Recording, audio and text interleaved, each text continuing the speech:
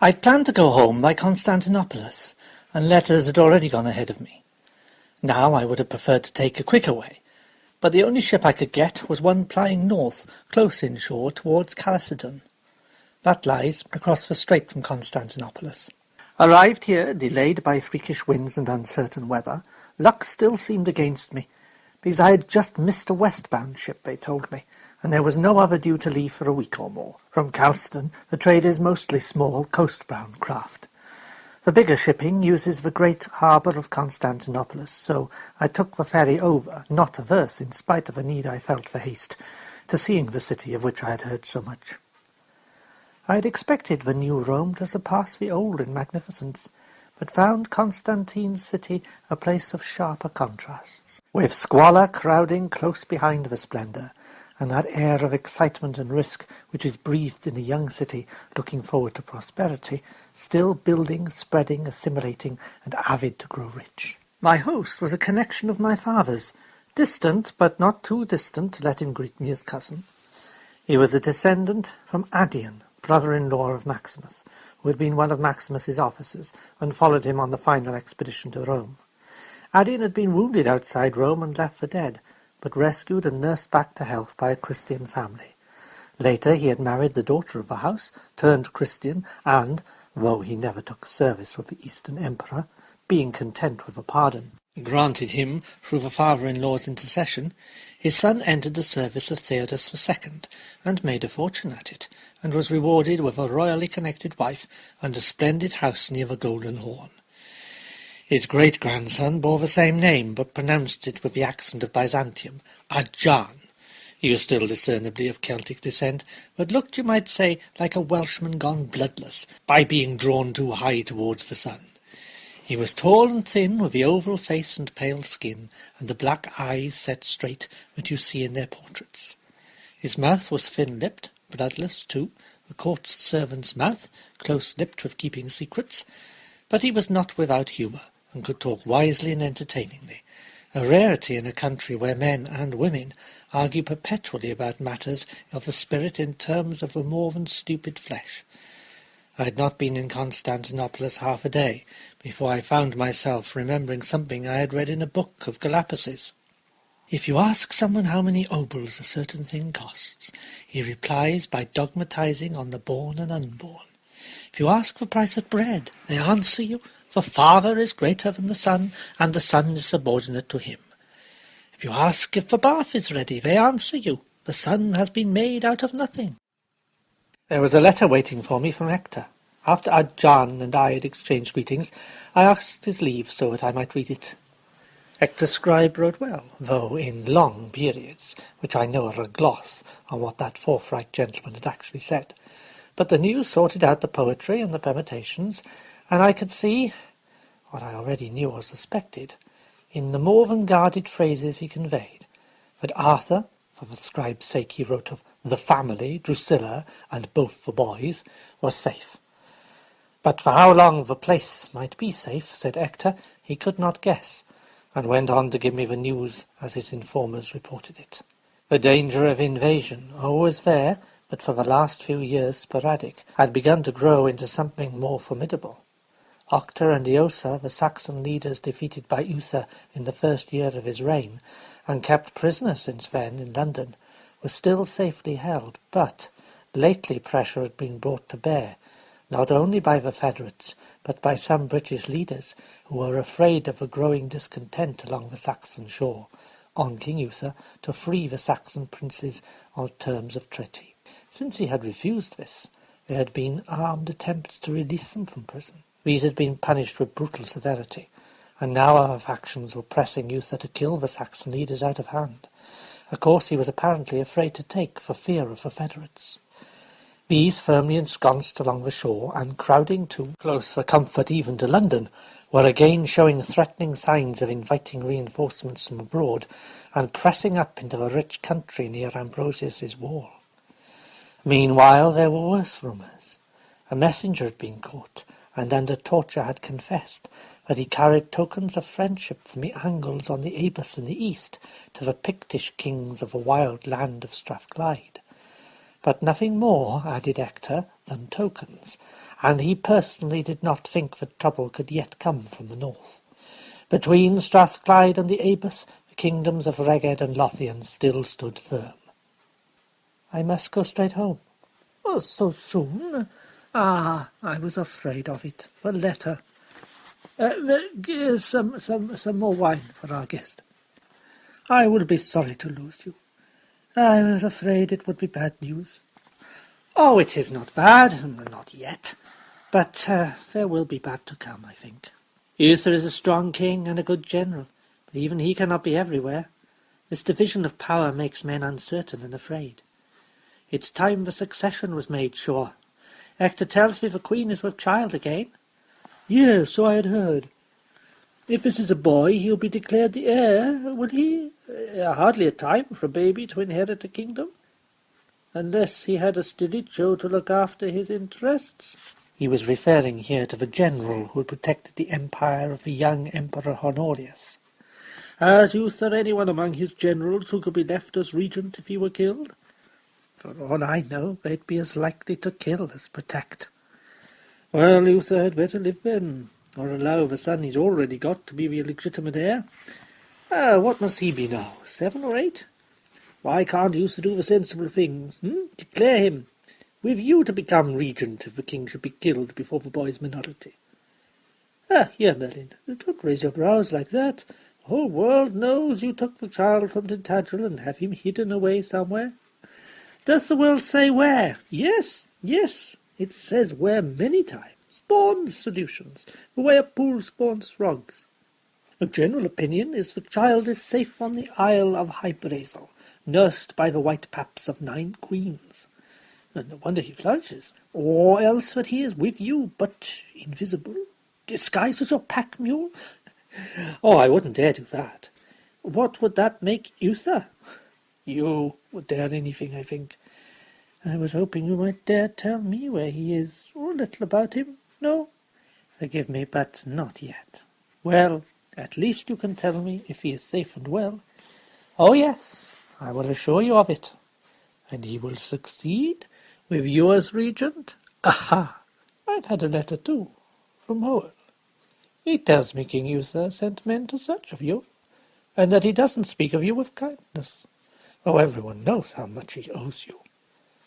There are rumours, too, that even the king himself does not know where his son is hidden. His spies are out searching. Some say the boy's dead.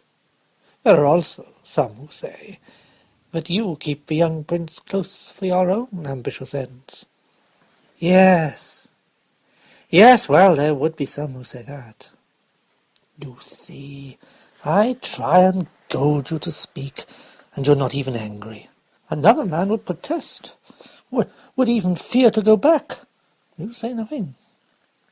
And I'm afraid you have decided to take ship straight for home. I know the future, Arjan, that is the difference. Oh, well, I don't know the future, and it's obvious you won't tell me, but I can make my own guess to the truth. I would guess that what men's saying is the truth twisted. Yes, you keep the boy close, because you know one day he will be king. Oh, you can tell me this, though. What will you do when you get back?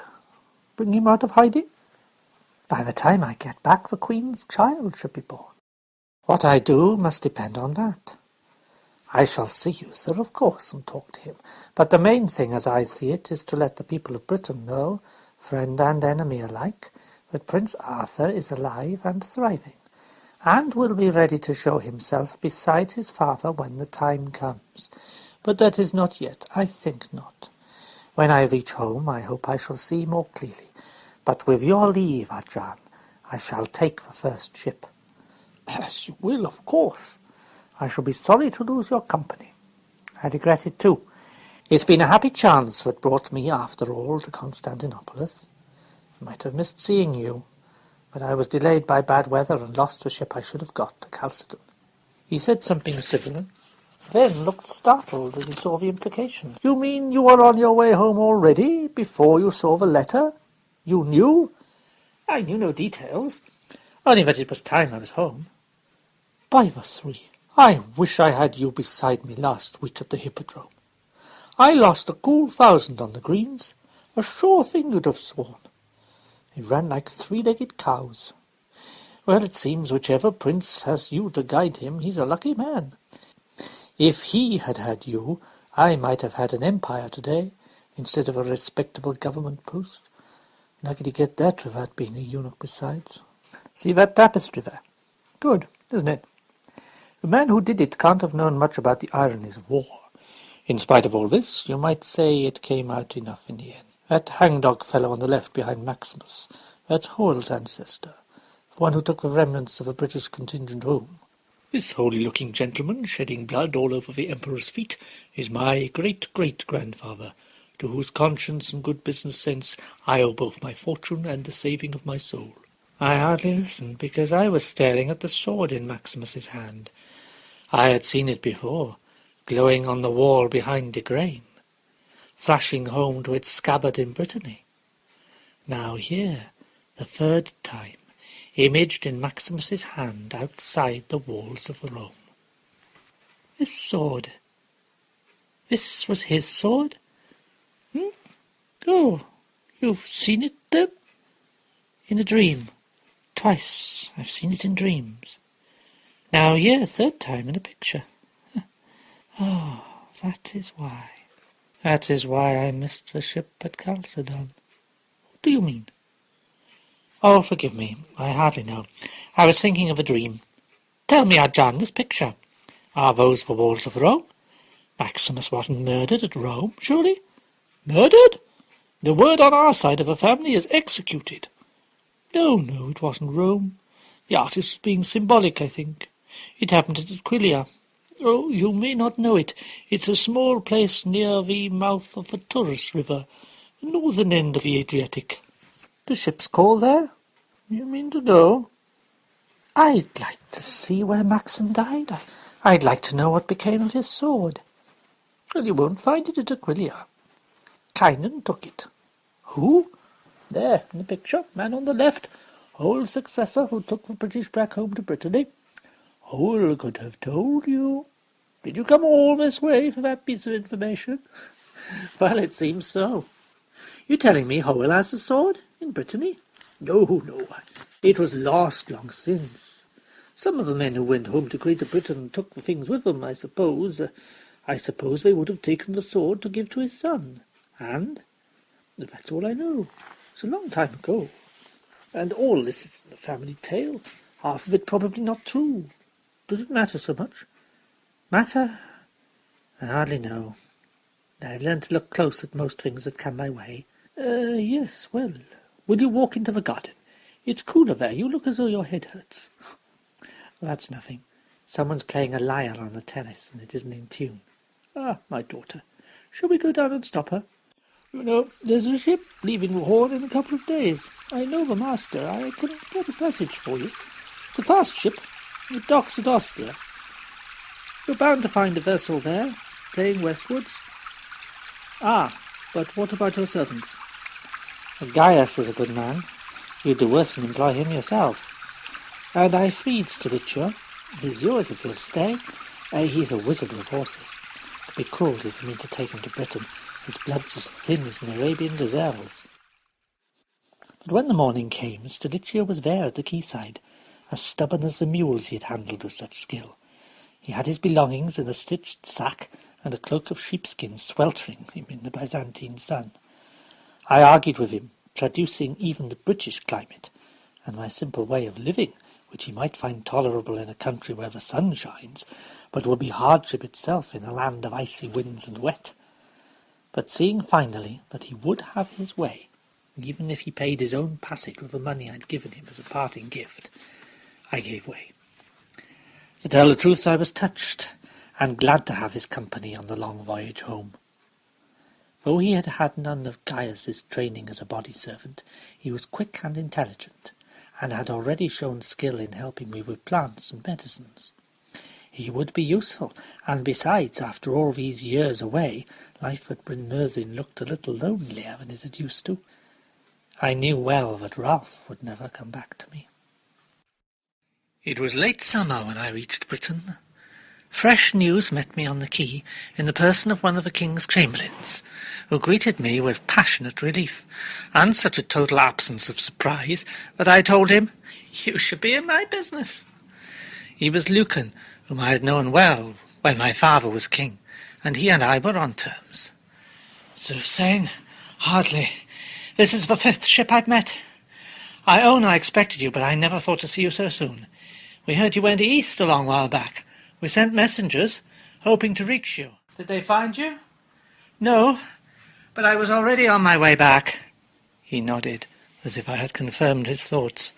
He'd been too close to my father Ambrosius to question the power that guided me. "You knew the king was sick, then?" "Not that, no. Only that the times are dangerous, and that I should get home. Uther is ill. That's grave news. What is the sickness?" "It's a wound gone bad. You know he's been seeing to the rebuilding of the Saxon shore defences and training the troops there himself. Well, an alarm was raised about longships up the Thames.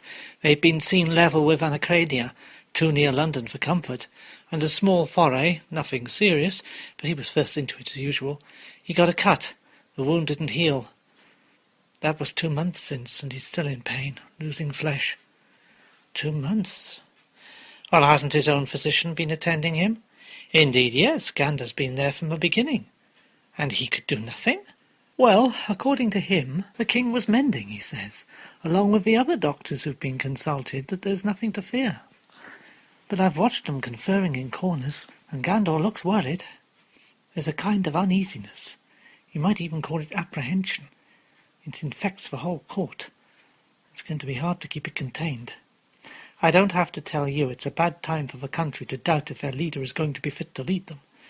In fact, rumours have started already. You know how the king can't have a bellyache without a scare of poison, and now they whisper about spells and hauntings, not without reason, because the king looks sometimes like a man who walks with ghosts. It's time you came home." We were already moving along the road from the port. The horses had been there, ready saddled at the quayside, and an escort was waiting. This was more for ceremony than safety. The road to London is well travelled and guarded.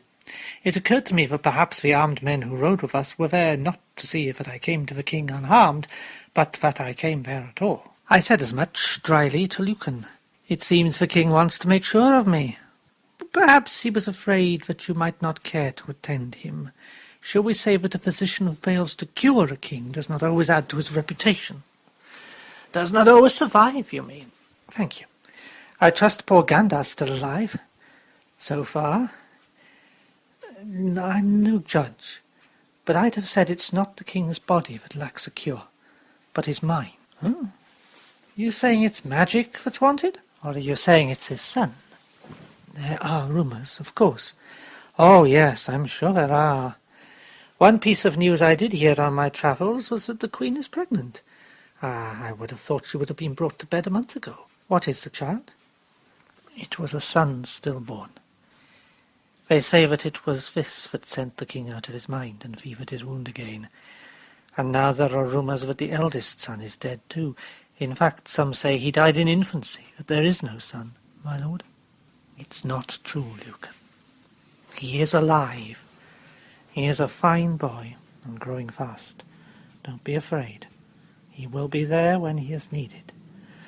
"Oh, that is good news.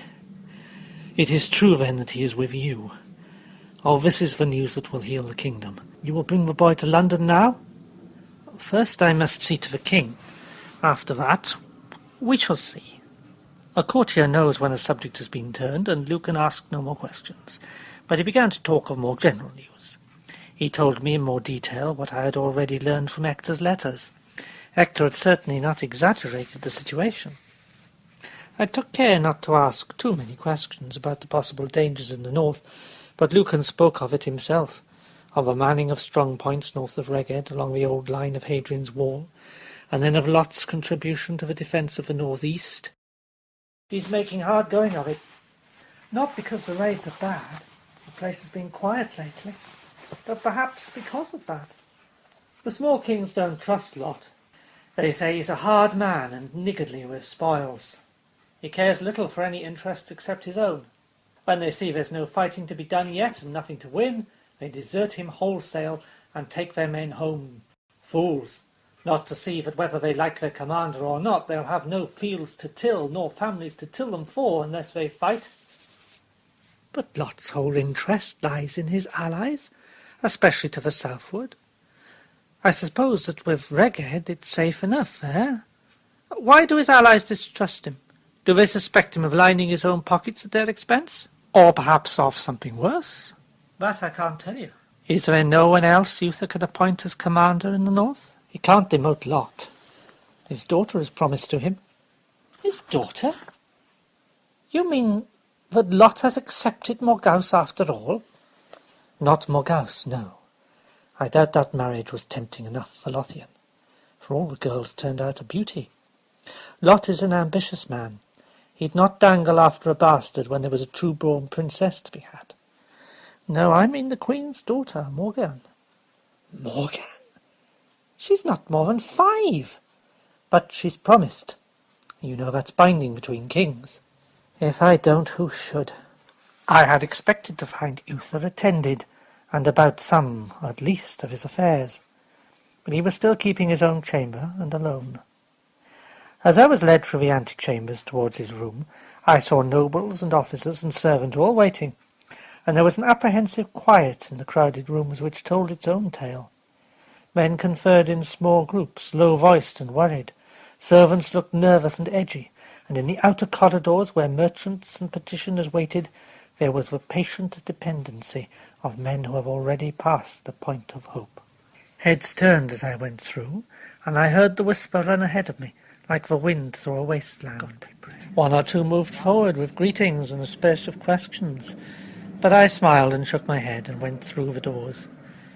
And since with kings one can never quite rule out the thought of malice or murder, I checked the faces that I knew.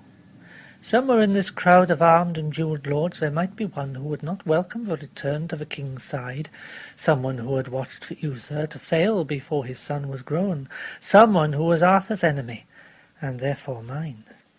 Some of them I knew well, but even these, as I greeted them, I studied. There was Ban, Cadway, and Bors, 2 of the petty kings from Reged, neighbours of Ector's, and another neighbour, Arac, one of the numerous sons of Cor of Strathclyde. These I marked carefully, recalling what I knew of them. Nothing of importance yet, but I would remember and watch. Reged himself I did not see, nor Lot. It was to be assumed that their affairs in the north were more pressing even than the king's illness. But Urion, Lot's brother-in-law, was here, a thin red-haired man with the light blue eyes and high colour of temper, and Tudwal of Dunpeldia, who ran with him, and his blood brother Egwysel, of whose private doings in his cold fortress near Brenenium I had heard strange tales. There were others I did not know. These I scanned briefly. I would find out later who they were, from Lucan or Caius Valerius, who stood over near the king's door. Besides Valerius was a young man I thought I should recognize, strongly built, sunburned, 20 or so, a face I found faintly familiar. I could not place him. He watched me from his stance near Uther's doorway, but he neither spoke nor made any sign of greeting. I said under my breath to Lucan, "The youth near the door, by Valerius. Who is he?" "That's Cador of Cornwall." I knew it now.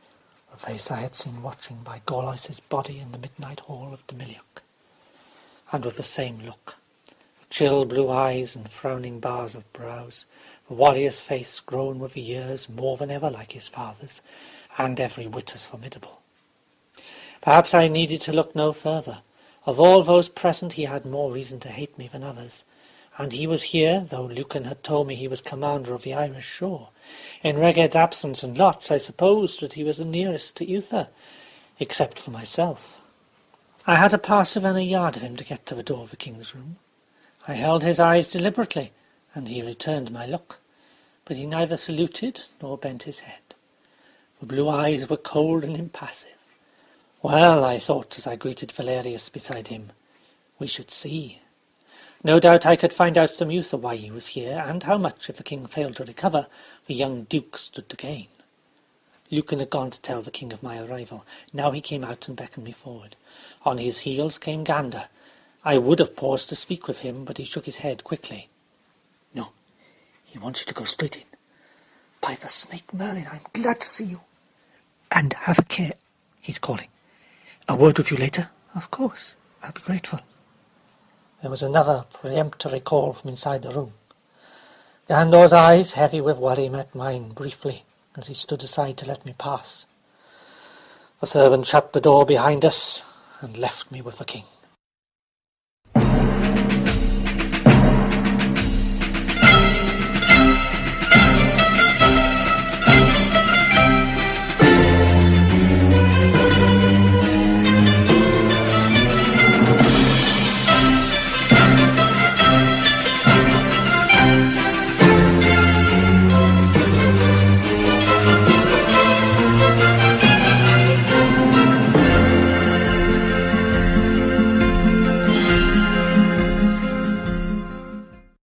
He was up and dressed, in a house robe open at the front. Beneath it a tunic girded by a jewelled belt with a long dagger thrust through. His sword, the king's sword, Falah, lay across its hangers below the gilded dragon that climbed the wall behind the bed.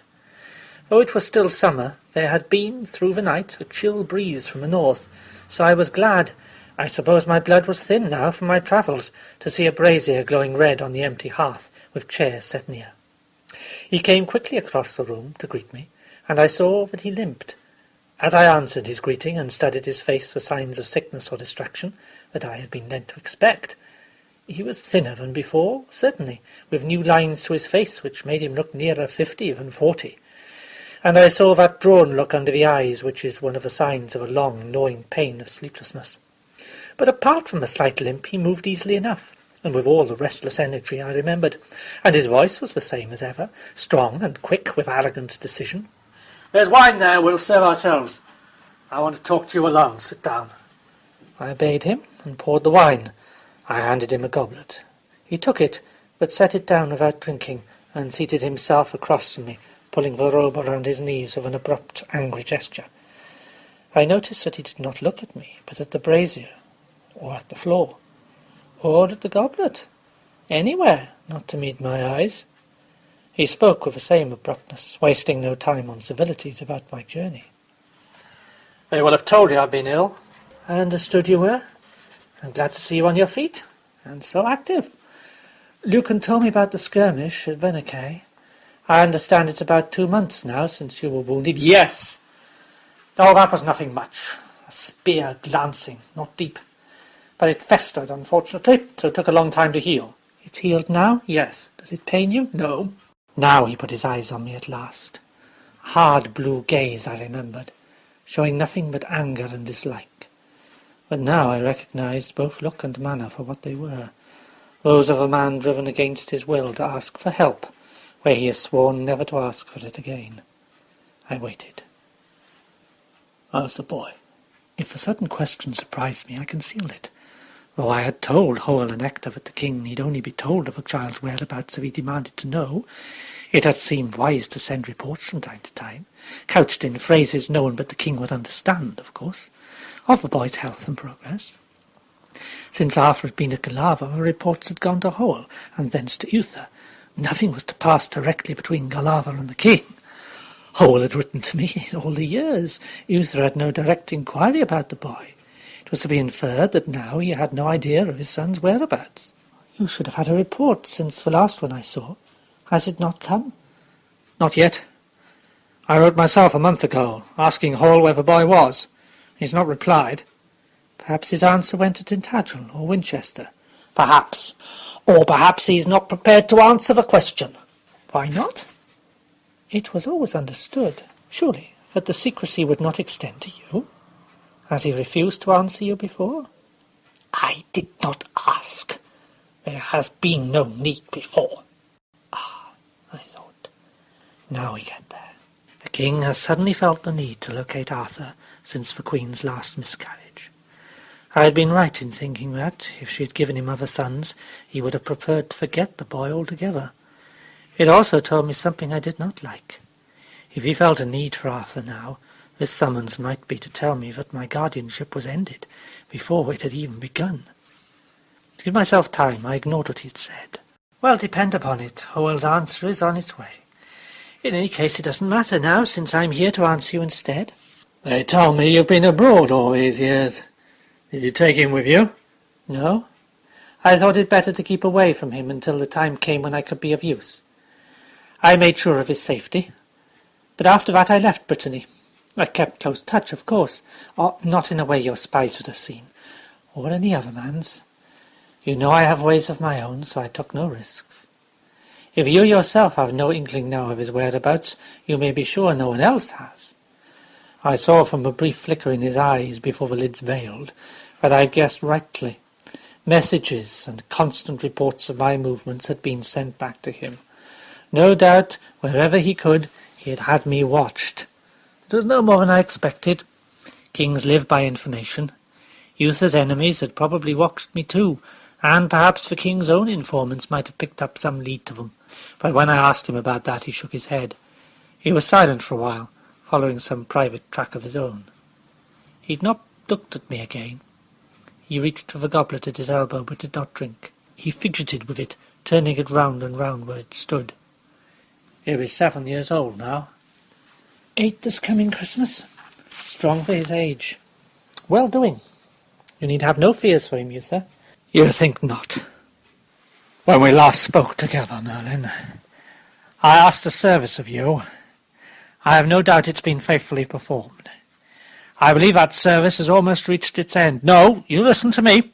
I had not spoken, nor even taken breaths to speak.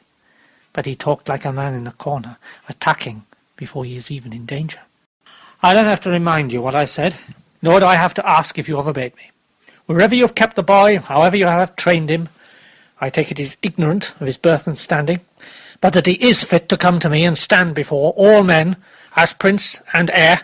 Are you trying to tell me you think the time has come? A king does not try to tell his servant what they must do, Merlin. I dropped my eyes with an effort. Slowly, deliberately, I unclenched the apprehension that gripped me, the way one leaves open the jaws of a fighting dog. I felt the angry stare on me. I heard the breath whistle through the pinched nostrils. Make Uther really angry, and it might take me years to fight my way back to the boy's side. I was aware in the silence that he shifted in his chair, as if in sudden discomfort. In a breath or two I was able to look up and say, "Then supposing you tell me, King, whether you sent for me to discuss your health or your son. Either way, I am still your servant." "Yes, well, whatever you are, you're hardly that, Merlin, are you? You're right. I am trying to tell you something. Something which concerns both my health and my son. Oh, by the Scorpion, why can't I find the words? I have sent for you not to demand my son of you, but to tell you that if your healing skill fails me now, he must be king. You told me you were healed. I said the wound was healed, the poison has gone, and the pain, but it has left a sickness of a kind that Gandor cannot cure. He told me to look to you. I remembered what Lucan had said about the king who walked with ghosts, and I thought of some of the things I had seen at Pergamum. You don't look to me like a man who is mortally ill, Uther. Are you speaking of a sickness of the mind? Since you were abroad, I have had 2 more children by the Queen. Did you know that? I heard about the girl Morgiane. I didn't know about the last stillbirth until today. I'm sorry. Did this famous sight of yours tell you? There will be no more. Suddenly he slammed the goblet down again on the table beside the chair, and I saw that the silver had indeed dented under his fingers' pressure. He got to his feet with the violence of a thrown spear. I could see then that what I had taken for energy was a kind of drawn and dangerous tiredness. Nerves and sinews were twanging like bowstrings. The hollows under the cheekbones looked sharp, as if something had eaten them empty from within. How can anyone be a king who is less than a man? Now, at last, I understood what he had been trying to say. He had sent for me once before in this very room to tell me how his love for Igraine, Gorlois' wife, was eating away at him. Then as now he had resented having to call upon my skill. Then as now he had shown the same feverish and tightly drawn force. And the cause the same. Ambrosius had once said to me, if he would think of his brains instead of his body, sometimes he'd be the better for it. Until this matter of Igraine, Euther's violent sexual needs had served its ends, not only of pleasure and bodily ease, but because his men, soldiers like himself, admired the prowess which, if not boasted of, was at any rate unconcealed. To them it was a matter of envy, amusement, and admiration. And to Euther himself it was more than bodily satisfaction. It was an affirmation of self, of pride which was part of its own picture of himself as a leader. If you find it hard to talk to me, would you rather I consulted with your other doctors first? They don't know. Well, only Gandar. Well, with Gandar. But in the end he told me himself, pacing up and down the room with that quick, limping stride. I had risen when he did. But now he motioned me back impatiently, so I stayed where I was, turned away from him, leaning back in my chair beside the brazier, knowing that he walked up and down the room only because he could not face me as he talked. He talked to me about the raid and the defending party he had led, and the skirmish on the shingle. The spear thrust had taken him in the groin, not a deep wound, but a jagged one, and the blade had not been clean. He had had the cut bound up, and because it did not trouble him overmuch, he had disregarded it. A new alarm about a Saxon landing in the Medway. He'd followed this up immediately, taking no rest until the menace was over. Riding had been uncomfortable, but not too painful. There had been no warning until it was too late that the wound had begun to fester. In the end, even Euther had to admit that he could no longer sit on his horse. He'd had to be carried in a litter back to London. Gandar, who had been with the troops, had been sent for, and under his care slowly the poison had dried up, the festering scars healed. The king still limped slightly where the muscles had knitted awry, but there was no pain, and everything had seemed set for a full recovery.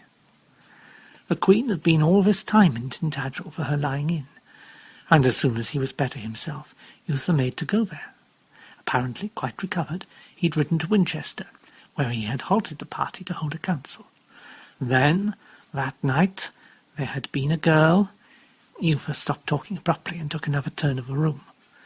I wondered if he imagined that I had thought him faithful to the queen, but that had never occurred to me.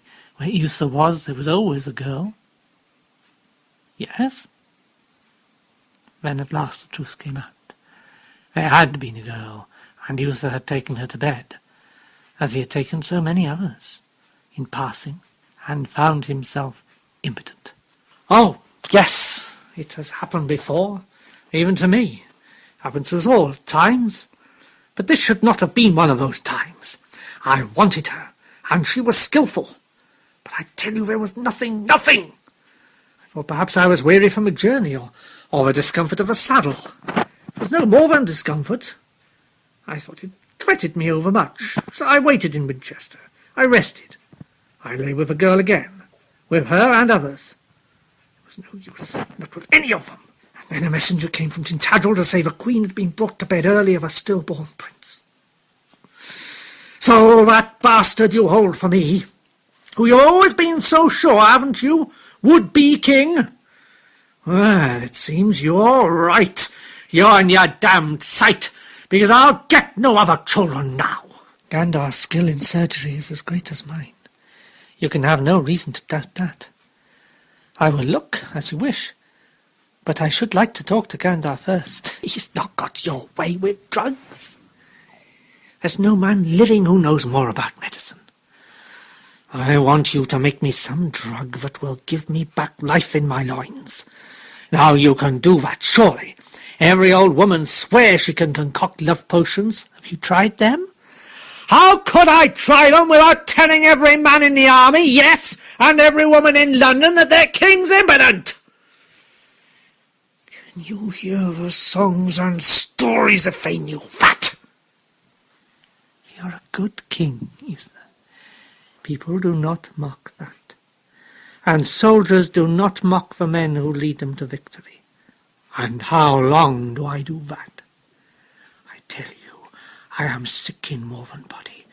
This thing eats at me. I cannot live as half a man. And as for my soldiers, how would you like to ride a gelding into battle? They would follow you even if you rode in a litter like a woman. If you were yourself, you would know that. Does the Queen know? I went on from Winchester to Tintagel.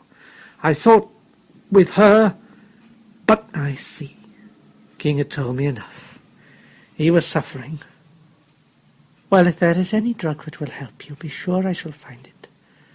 I learned more of these things in the East. It may be that it is only a matter of time and treatment, so we shall see what will happen. You may get another son yet to supplant the bastard. You don't believe that? No? I believe what my stars tell me, if I've read them right. But you can trust me to help you the best I can. Whatever happens, it is with the gods. Sometimes their ways are cruel. Who knows that better than you and I? But there is something else I've seen in the stars, Uther. Whoever succeeds you, it will not be yet. You will fight and win your battle for quite a few more years to come. I saw from his face that he had feared worse things than his impotence. I saw from the lightning of his look that the cure of mind and body might well have begun. He came back to the chair and picked up the goblets which he drained. Well, now I shall be the first to believe the people who say the king's prophet never lies. I shall be glad to take your word on it. Now, fill the cups, Merlin. Come on, we'll talk. You've got a lot to tell me. I can listen now. I began to tell him what I knew of Arthur, and he listened calmly, with deep attention. I realized from the way he spoke, for some time now he must, whether consciously or not, have been pinning his hopes on the eldest born. I told him where the boy was. To my relief, he raised no objections. Indeed, after a few questions and a pause, he nodded approvingly. Yeah. Hector's a good man. I might have thought of him myself. As you know, I was telling over the king's courts. I never spared a thought for such as his. Yes, that will do. Galaver's a good place, and safe. And by the light himself, if the treaties I've made in the north are all good, I shall see that it remains so. And what you tell me about the boy's status there and training, that will do well. If blood and training tell, he'll be a good fighter, and a man whom men can trust and follow. We must see Hector get the best master-at-arms in the country. I must have made a slight movement of protest at that, because he smiled again. Never fear. I can be secret too. After all, if he is to have the most illustrious teacher in the land, the king must try to match him.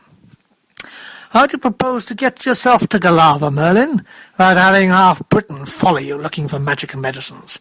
I answered vaguely. My public coming to London had served its purpose. Already the buzz would have gone out that Prince Arthur was alive and thriving. As to my next disappearance, I did not know how or when it would be done. I could hardly think beyond the fact that the king had accepted all my plans, that there was no question of Arthur being removed from my care. I suspected that, as before, it was a decision taken with relief. Once I had gone to my secret post at Galaver, the king would forget me more readily than ever. He was speaking of it now. Unless the need came sooner, he said, he would not send for the boy until he was grown, 14 or so, and ready to lead a troop, and he would then present him publicly, ratifying the young prince as his heir. Providing still that I have no other. He gave a flush of the old hard look. Then he dismissed me to go and talk with Gandar. Gandar was waiting for me in the room which had been allotted to me. While I had been talking with the king, my baggage had been brought from the ship, and unpacked by my servant Stilicho.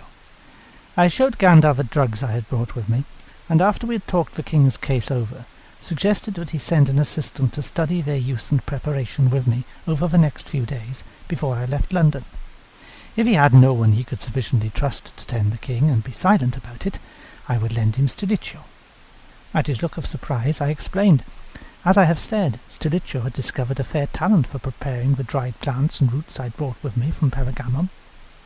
He could not read, of course, but I put signs on the jars and boxes, and to begin with allowed him to handle only the harmless ones. But he proved reliable, and oddly painstaking for so lively a boy. I've learned since that men of his race have this facility with plants and drugs. but the little kings of that country dare not even eat an unblemished apple without a taster. I was pleased to have found a servant who could be of use to me in this way, and I taught him a good deal. I would have been sorry to leave him behind in London, so was relieved when Gandor replied that he had an assistant he could trust, who would be sent to the room as soon as I was ready. Well, I started work immediately. At my request, Stilicho had been given a small chamber to himself, with a charcoal stove and his table, and various bowls and implements. The room adjoined my own, with no door between, but I had a double thickness of curtain hung across the doorway. Stilicho had by no means come to terms with a British summer. He kept his room at the eruption point of heat. It was about 3 days before I found a formula which promised some help for the king, and I sent a message to Gandar. He, gasping before he had fairly got through the curtains, came himself, and instead of the assistant I expected, he brought a girl. A young maiden, whom I recognized after a moment as Morgause, a king's bastard daughter. She could be no more than 13 or 14. She was tall for her age. It's true, she was beautiful. At that age many girls only show promise of beauty, but Morgause had the thing itself, and even I, who am no judge of woman, could see that this might be a beauty to send men mad. Her body was slight, with a child's slenderness, but her breasts were full and pointed, and her throat as round as a lily stem. Her hair was rosy gold, streaming along unbound over a golden-green robe. The large eyes that I remembered were gold-green too, liquid and as clear as a stream running over mosses, and the small mouth lifted into a smile over kitten's teeth as she dropped a deep reverence to me. "Prince Merlin." A demure child's voice, little more than a whisper. I saw Stilicho glance round from his work, and then stand staring. I gave her my hand. "They told me you had grown into a beauty, Morgause. Some man would be fortunate. You are not contracted yet? Then all the men in London must be slow." The smile deepened, folding itself into dimples at the corner of her mouth. She did not speak. Stilicho, catching my glance, bent back over his work, but not, I thought, with quite the concentration it required. "Oh," said Gandar, fanning himself, "do you have to work in a trepidarium? My servant comes from a blessed corner of the earth, where they breed salamanders. More blessed? I would die there in an hour. I'll have him bring the things out to my chamber." "Oh, there's no need for me. I am not staying. I came only to present you my assistant who will care for the king." "Ah, you may well look surprised. You will hardly believe me, but this child here is already skilled with drugs. Seems she had a nurse in Brittany, one of their wise women, who taught her. And since she came here, she's been eager to learn more. But an army medical unit does not seem quite the place for her." "You surprise me." The girl had moved to the table where Stilicho was working, and bent her graceful little head towards him. A tress of rose-gold hair brushed his hand. He labelled 2 jars at random, both wrongly, and then recovered himself enough to reach for a knife to melt the seals again. "So, when she heard the king needed drugs, she asked to look after them. She's practised enough, you've no need to fear that. The king himself has consented too. For all she's young, she knows how to keep her counsel, and who better to care for him and keep his secrets than his own daughter? It was a good idea, I said so. Gandar himself, though nominally the king's chief physician, had charge of the army medical teams. Until his recent wounding, the king had hardly needed his personal care, and in any action or threat of it, Gandar's place would be with the army. In Eupha's present predicament, his own daughter, so fortunately skilled, would answer very well. She's more than welcome to learn all she can here. Morgause, I've distilled a drug which I think will help the king. Now I've copied out the formula here. Can you make that out? Good. Stilicho has the ingredients, if he'll take time to label them correctly, and now I'm going to leave him to show you how to compound the medicine. If you give him half an hour to get his apparatus out of the steam bath— Oh, there's no need for me. I like heat. Well, I shall leave you all to it. Merlin, will you come and sup with me tonight, or are you with the king? I followed him out into the cool airiness of my own room. From beyond the curtain came the murmur, hesitant with shyness, of my servant, and the occasional soft question from the girl. It'll be all right, you see. No need to look doubtful. Oh, what not the medicine, at any rate. I'll take your word for the girl's skill. In any case, you'll stay a little while, won't you? See how she does? Oh, certainly. I don't need to be too long in London, but I can give it a few days. You'll be here yourself? Yes, but there's such a marked change in him even in the last 3 days since you came. I can't see he'll need my attendance much longer. Let us hope it continues. To tell you the truth, I'm not much troubled. Certainly not for his general health. And as for the impotence, well, if he gets some ease and sleep, his mind may well stop tormenting his body, and the condition right itself. It seems to be happening already. You know how these things go. Oh, yes. Oh, he'll mend, yes. But, as to whether we get the stallion back in the stand again, I can't see that it matters now we have a prince safe and growing and likely for a crown. We'll get him out of his distemper, and by God's grace and the drugs brought he lives to fight, and stays king of a pack. He'll do that well. The king did indeed mend rapidly. The limp disappeared, he slept well and put on flesh, and I learned some time later from one of his chamberers that although the king was never again the bull of Mithras that his soldiers laughed at and admired, and though he fathered no more children, he took certain satisfactions in his bed, and the unpredictable violence of his temper declined.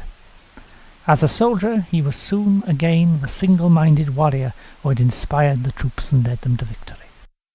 When Ganda had gone, I went back into the boy's room to find Morgause slowly coning over the paper I had given her, while Stilicho showed her one by one the simples for distillation, the powders for sleeping draughts, the oils for massage of pulled muscles.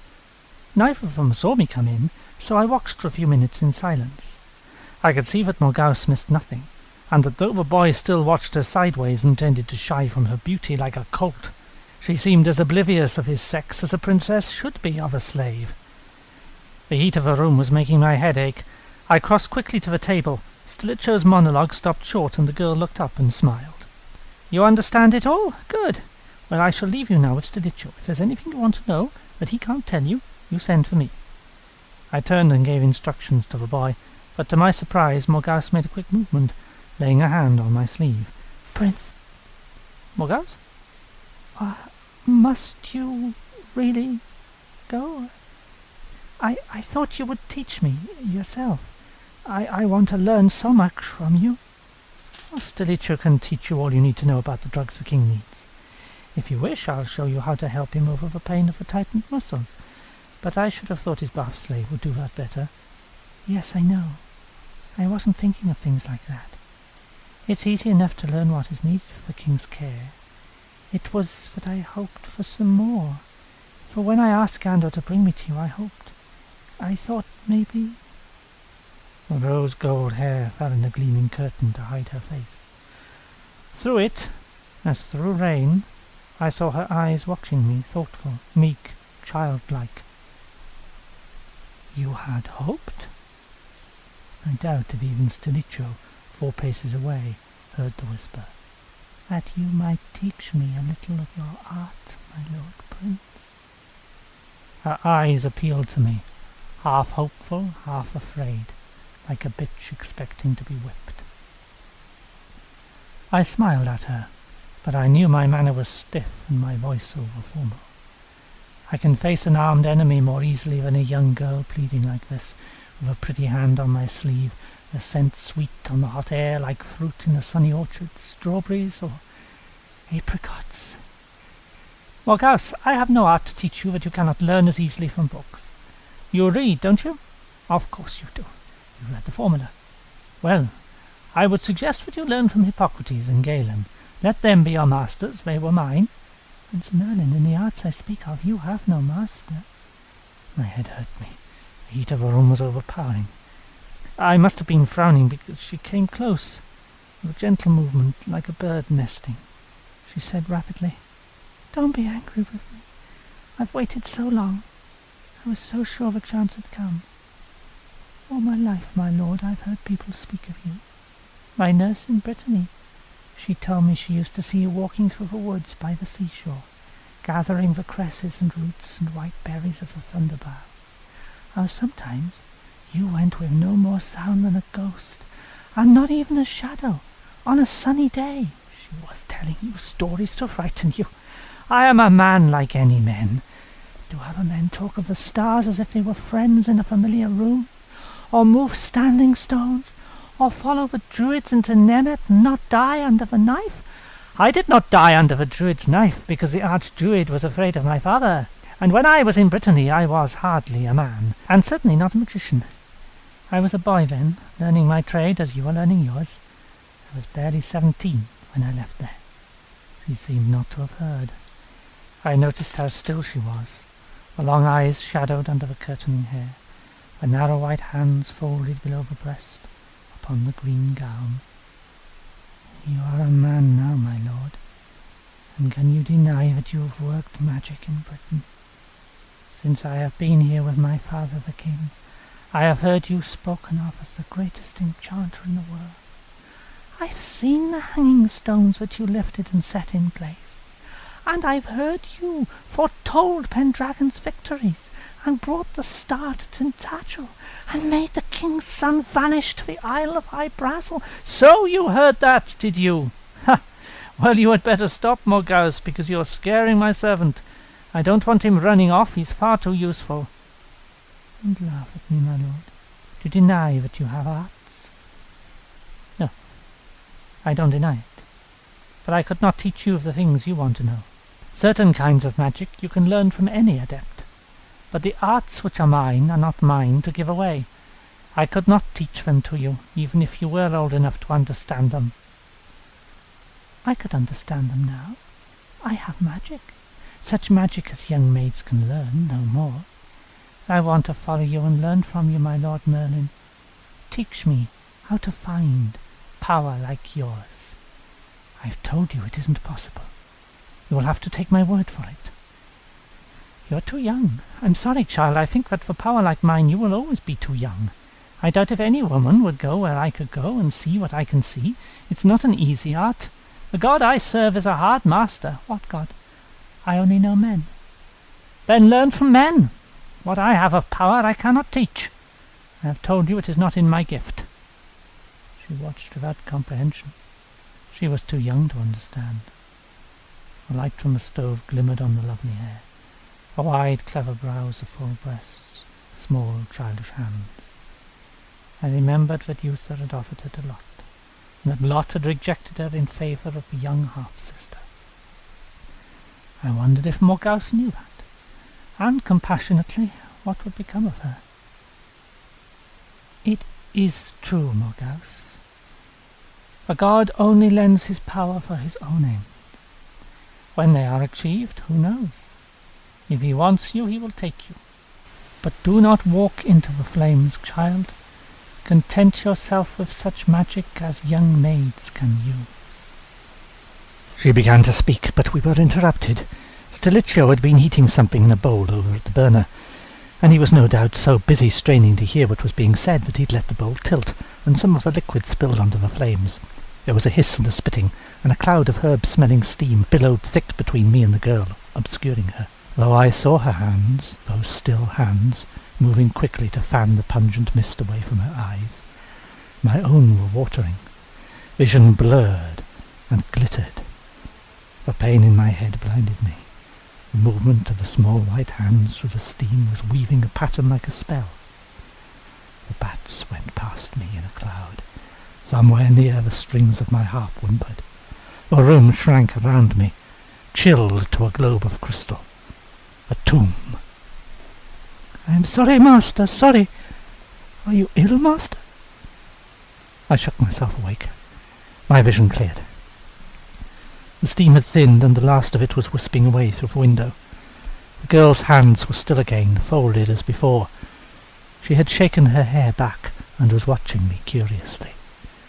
Stilicho lifted the bowl from the burner, and peered at me across it, anxious and scared. "Master, it's one you mix yourself. You said there was no harm in it." "No harm. No harm at all. But another time you must watch what you're doing." "I'm sorry. Did I frighten you?" "It's nothing. A headache. I get them sometimes. Sudden and soon gone. Now I must go. I leave London at the end of a week. If you need my help before then, send to me, and I shall be glad to come." I smiled and reached out a hand to touch her hair. look so downcast, child. It is a hard gift to have, and not for young maids." She curtsied to me again as I went out, the small, lovely face hidden once more behind the curtaining hair.